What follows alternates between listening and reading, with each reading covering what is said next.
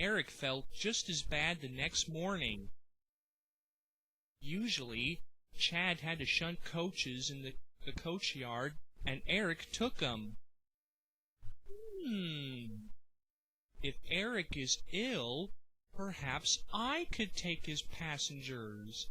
Yeah. So Chad fussed into the coach yard and got busy. Come along, come along. There's plenty of time, there's plenty of time. Chad brought the coaches to the platform and wanted to run around in front at once, but his driver wouldn't let him.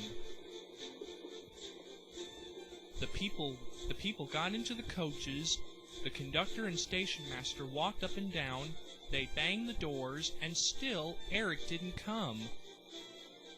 Mr. Melmer came to see what the fuss was about. Please send for another engine. The only engine left was Chad.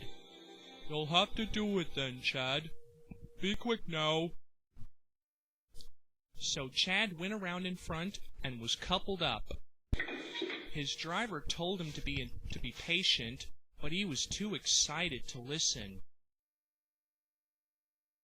What happened then, nobody knew how it happened. Perhaps they forgot to couple Chad to the train, or perhaps the driver pulled the lever by mistake. Anyhow, Chad started, leaving the passengers, the coaches, and everything else behind. Everyone waved and shouted, but Chad still kept going. This is easy. Johnny thinks I'm too small to work on the main line, but this is so easy.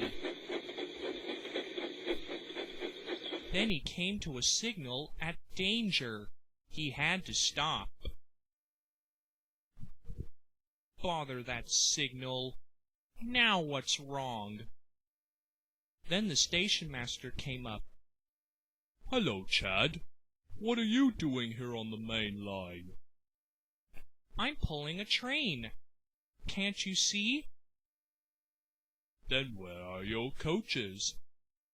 Chad looked up behind him, and his eyes nearly popped out of his head. Why, bless me! If I haven't left them behind! I'm afraid you have. You're gonna have to go back and fetch 'em. Poor Chad nearly cried.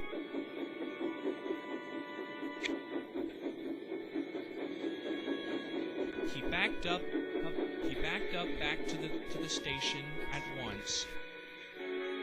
The passengers were all complaining to Mr. Melmer about the railway, but they couldn't be cross when they saw how sad Chad was. Chad was coupled up, and this time he really pulled it.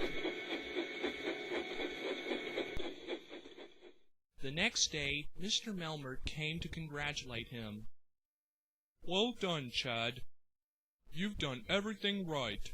You got the passengers in right on time, you did no mistakes, and you've been a very useful engine indeed. Thank you, sir. As for you, Johnny, you shouldn't have been teasing Chad for your careless behavior. As punishment, you're going to stay in your shed for 5 days. Yes, sir. I'm sorry, sir. I'm sorry, Chad. It's okay, Johnny. You shouldn't judge engines until you get to know 'em. Right. And now we have. And so they did. Now Chad was a very useful engine, and he didn't make a single mistake ever again.